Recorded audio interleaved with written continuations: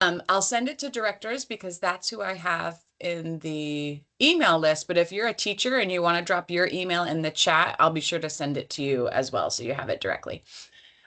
So thanks for coming. I'm Jill Flanagan. I'm the Director of Program Quality here at ELC. And real quick, I'll just introduce the rest of our team for those of you who may not know us all. We have Michelle Alkire. I see you, Michelle, right in the middle. She's Child Screening and Referral Specialist. So all your ASQ needs, behaviors, any type of concern you have with a kiddo, reach out to Michelle. We have Kelly Dotz. She's our Assessment and Accountability Coordinator. She's going to talk to you a lot about Renaissance and how to access and use that today. We have Alexandra Downey, our Martin County and Okeechobee Quality Specialist. And Pat Houston is our other Martin County, Okeechobee, and she is out today, but we all know Pat. And then we have Miss Valerie Powell, Indian River and Okeechobee Quality Specialist, and our newest teammate, Michelle Feliciano. She is coming to us as another Indian River Quality Specialist. So it's so exciting to have her here. And thank you for those of you that were able to have your teachers join too. That's really great. I know it's so tricky, so we appreciate that. Okay. Okay, you can see my screen, right? Okay. So we're going to go over the VPK metric and how it's calculated. We'll talk all about Renaissance, the different reports you can use, how to pull them, make sure everybody's comfortable with that. Printing the reports, because that can kind of have some tricks to it. And then we'll talk about planning for instruction, practicing, and open up. Basically, just unmute and interrupt or put it in the chat if you have any questions, because this time is for you. So whatever challenges you might be facing or questions you may have about whatever, we are here for you. So we're going to do another welcome. Yay, Michelle. Again, here's your slide, girl. She is happy to be here with us. Okay, so this is a refresher from last year when DEL came out with the VPK Provider Performance Metric and Designation that you all are so familiar with. So there's 3 components to the designation. Your composite score is 50%. So that's the biggest thing. That's your class assessment. If you have more than one VPK at your center, it's the average of each teacher's class assessment. That's your VPK composite score. DEL has a formula that for each of these scores, they've assigned it to a number of points, and then the points are what they've used to fill a certain designation. So if you want the calculations on that exactly, I will send that out as well if you want to really see the breakdown. 20% of the metric is that achievement value. So that's the PM3. How many kiddos reach 707 or higher on the PM3 test, which the state is considering to be kindergarten ready. And then 30% more than that overall achievement is the learning gains. Learning gains are the measure of points from the PM1, the very first assessment the child takes, to PM3. The reason that that accounts for more than the PM3 score overall is because DEL wanted to give credit to the kiddos that were making significant gains, but maybe we're still not going to reach that 707, but they could have come in at 500 and they got to 680 or something. So they still wanted to account for all that hard work that the teacher and the child are doing all year long with the learning. So it's a little bit more there. If you have a child that was not present for PM1 testing, excuse me, they are not going to have a learning gain value because they don't have a baseline, a PM1 to count from. So it has to be a child that was tested at PM1 and PM3. If they were tested at a different VPK provider, that will count for the provider who they spent the majority of the year with. Any questions on the metric? Okay. This is a little bit more about that. you can estimate your designation based on your class score. So if you already have had your class assessments completed, you will know where you are with that. So here's the breakdown of number of points based on your composite score. So if you have a composite score of a 5.23, you'd be here. You would earn 20 points for that. And then obviously you can see wherever else your score might land you. If you have, by the time you're at PM3, you'll know where how many kiddos achieved that 20%, that 707. And then you can calculate the learning gains. So DEL does have an Excel formula that you can just plug in those three numbers. Well, actually, you have to put each of the kids' information, but it'll give you the calculation. So I can send that out too. It should be on the VPK Accountability website. All of this information is there. If you go to fldoe.org/ I don't know, I'll send it to you, but just type in VPK Accountability website and that'll come up. There's lots and lots of resources there for you. Okay, now I'm going to turn it over to Kelly, who's going to talk about the specifics about accessing Renaissance, the testing site. Hey guys, so you're going to access it by the lower box on the right side that says I'm a teacher or administrator. That's going to be where you're going to use your login and your password. And then it's going to take you to the next page, which is going to be, Jill, can you go to the next slide? Where you're going to find the reports. So you're going to click on the STAR assessment and it's going to have a drop down box, and then you're going to click on reports, and that's going to bring up all the reports that you want to use to see where your kids are, what they need to work on. We suggest using the State Benchmarks Mastery class report to kind of group for small groups, and then to see where your kids are really scoring, you're going to look at the STAR screening report. And we suggest, don't you? No, you don't have to pay for that. Oh, no, listen. And then you're going to use the STAR screening. Whenever, you're going to use. You don't have the threes by itself. You have the mixed group with just. Yeah, it's like younger fours. We suggest using the STAR screening report to see where your kiddos are scoring on this scaled score. So I would scroll down to the middle of the page on the STAR screening report and not go by the graph. You're going to want to look at the actual number on that to see what they've scored for your PM1, 2, and 3.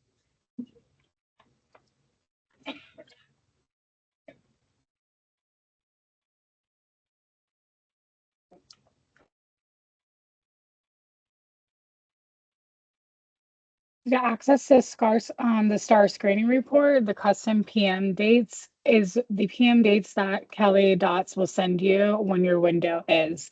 A lot of providers have been asking us when they're trying to pull up the reports, it's not showing the actual kids that were tested during their PM window. So this is where you'll access and then enter in your custom PM window dates. So you do the screening and instructional planning, and then the STAR screening reports. And then once that window opens up, you'll see here where you can do this the screening window, and that's where you'll enter in the custom dates. And then you hit apply, and then you do update report. And then once the update report, you'll be able to pull all of the children that were tested during the PM window.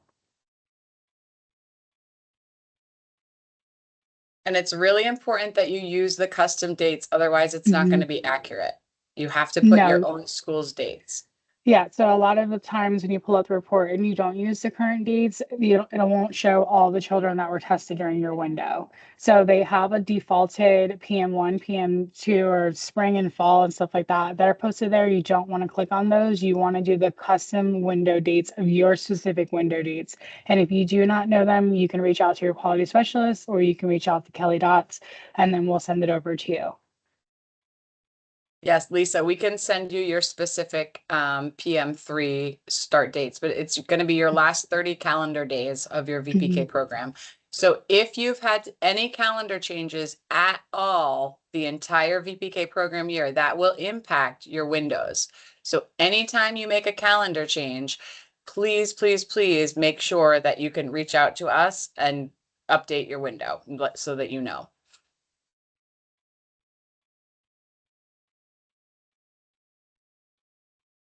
So this is going to be how you print your reports. This is going to be how you print your reports for your parents to have. If your teachers want to print them out so that they can form the small groups and understand where to place the kids in the small groups, you're going to go up to the PDF little tab at the top right-hand corner, and you can either generate the one of the current screen, which is going to be all of the students in your class, or you can generate a PDF of the individual student. So you're going to click on one of those, and then you're going to update the report, and then it's going to bring you to a window where you can see the whole report and then just print it out that way.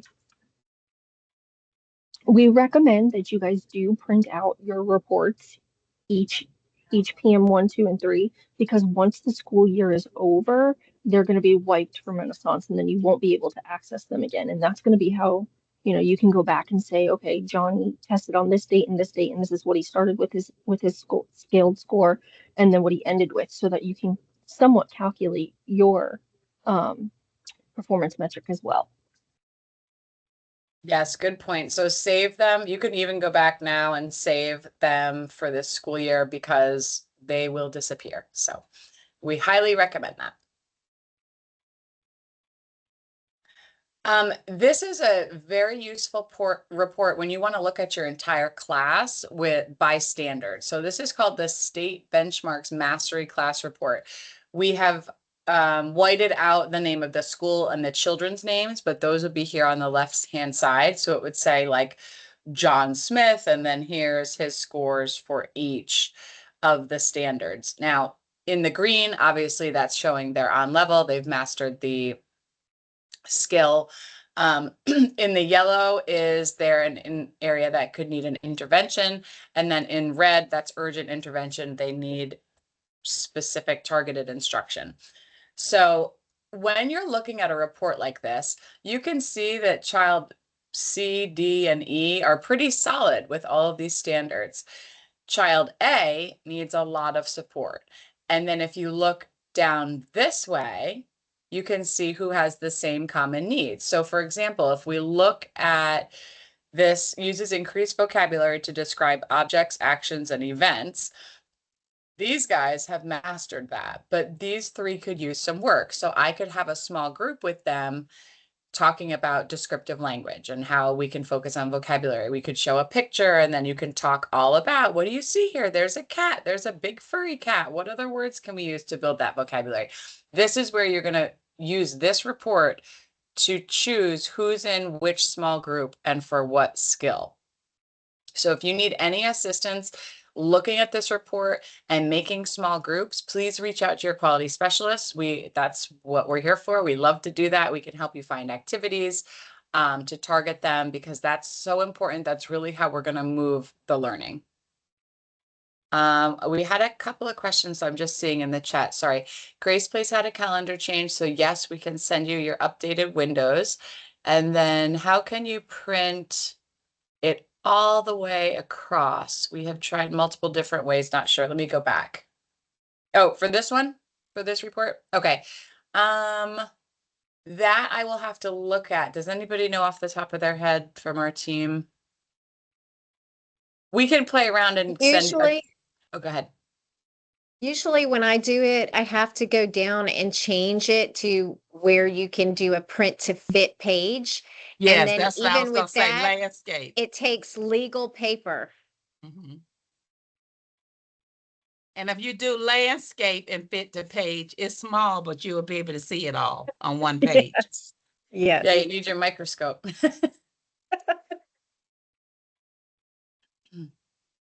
Okay. And Valerie's going to talk to us about small groups. Okay, so we all know that small groups are really important because we want to target that specific activities based on the current data of all these reports.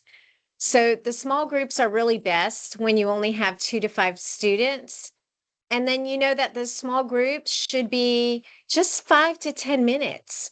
So just remember that even just 5 minutes with those kids on a certain specific targeted area can be really powerful and impactful, and we always want to keep track of that progress, whether it be informal observations or you just write a quick note down on, a piece of paper, what they've done, because we don't want to do all this work for nothing. So keeping track of that progress and changing those small groups really helps. And then this is a sample of small groups that were done in a classroom. And if you look at them, you can see group 1 in the red meets 3 times a week. Group 4 is that first week, and there's, 2 times a week on Tuesdays and Thursdays. Color coding the groups is a really great way to see what groups and which dates need to be focused on. So that's just an example to show you for the small grouping. And then we talk about the Florida state standards. They can really help the educators understand what children may be able to do and what to expect as they develop. So when the educators provide those appropriate room arrangement, a thoughtfully planned schedule, the choices, activities that are real and meaningful, and then opportunities for observation and reflection, it really helps them guide their lesson planning and gives them the best opportunity to get their students ready for kindergarten. So when we look at the Florida state standards, it's a meaningful way for children to use. This one's on the language and literacy domain. So to really use these as tools, because children are motivated to become readers and writers while they learn about all the features of it, the forms and functions of written and spoken language. They really learn these skills through that purposeful, productive, high-level play. So we have to know and understand these standards to really be successful with that. And I'm then just on going the to add next on page- to that. Sorry, Sure. Valerie. It's so important to remember that it is learning through play. So that's why when we're setting up intentional centers, what literacy elements are we bringing into housekeeping or block center? How can we really hit the standards through play? That's so important because even though it doesn't look like kindergarten, this is all the important skills of getting them ready for kindergarten. VPK is not going to look like kindergarten, and we don't want it to, but it's still that foundation time for them to learn.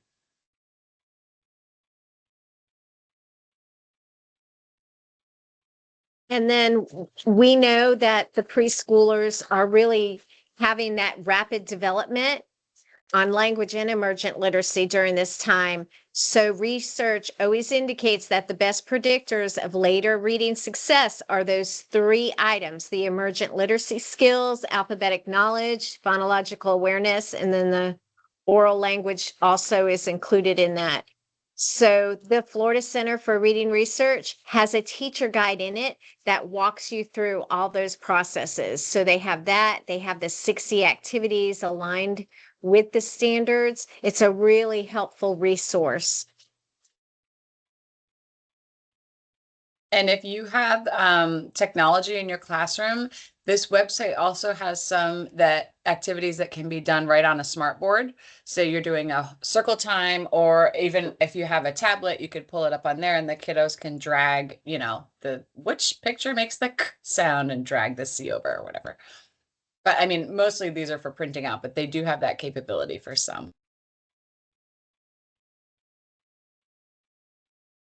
And then we were talking about ways to increase that kindergarten readiness. So this flyer is great to have. We know that they develop rapidly, and we really want that high quality instruction that can really help the skill sets, by implementing it in a playful way, but really looking at it systematically, intentionally, and spontaneously on all those instructional components, that include both the teacher and child-directed learning. So the Florida Center for Reading Research really has that guide that's going to help do those things in your classroom.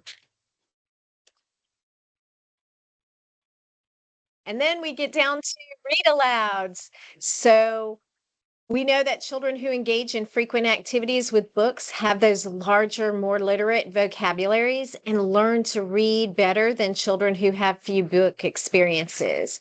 So please read to the kids 3 times a day. It really helps the children make those connections to the new information and new ideas.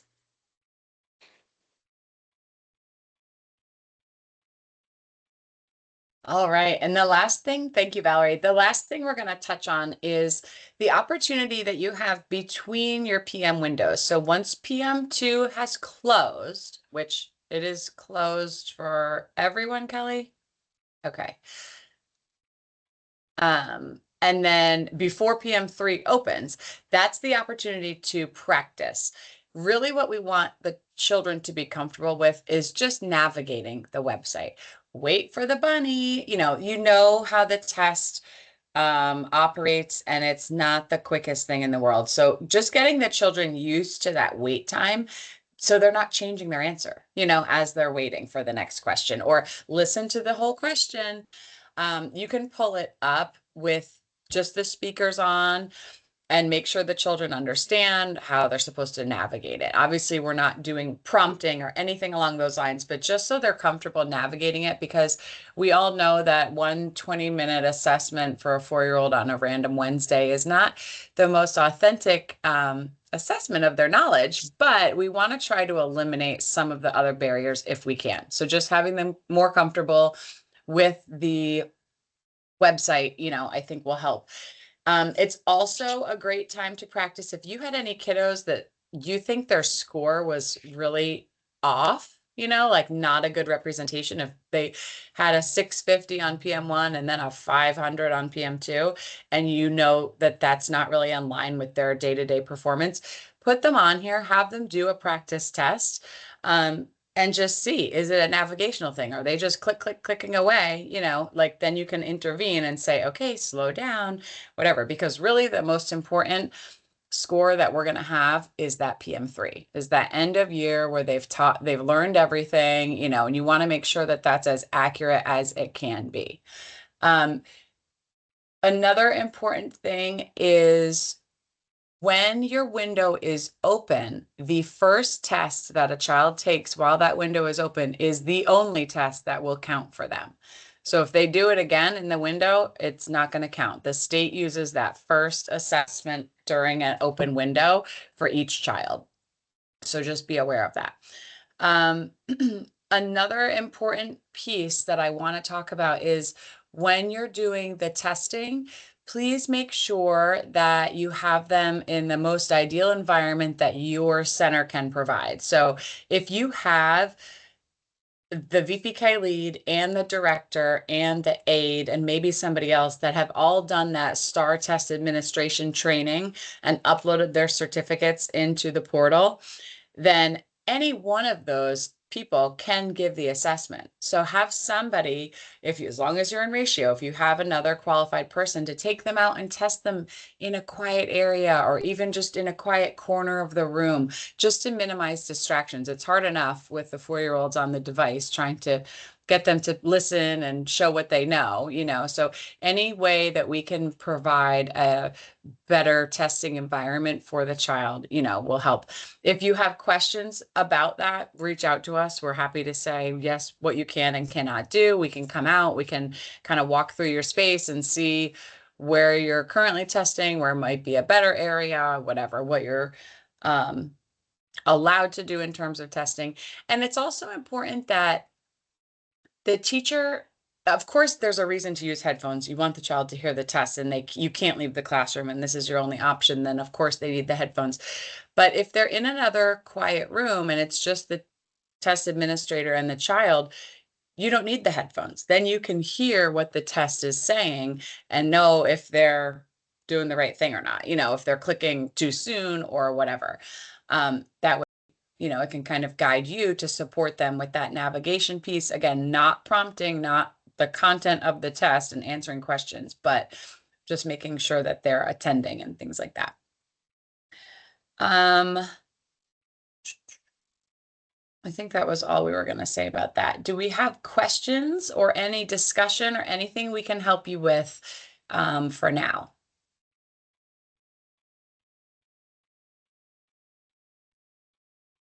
All right. Well, once you print your reports, and you start looking through it. If your quality specialist has not already met with you about your PM2, they will meet with you. If you want to meet again, we're happy to do that as much as you need. Making groups, coming up with ideas. Oh, another piece is, I think Valerie touched on this when she talked about the small group, but when you're pulling that small group 3 times a week for several weeks and you're noticing, hey, they're getting it, they're getting this skill. Okay, reassess informally and move on to the next skill. Look back at that benchmark mastery report, figure out what is the next skill and the next small group that needs to be focused on, and go there, because those are the ways that you really will make the difference with the learning. Just short, targeted instruction that's consistent.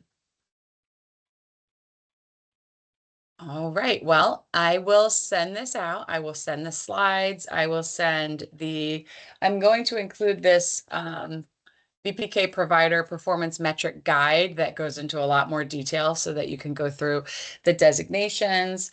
I will include the standards, ways to increase kindergarten readiness, our VPK accountability website, and everything else that was linked in here.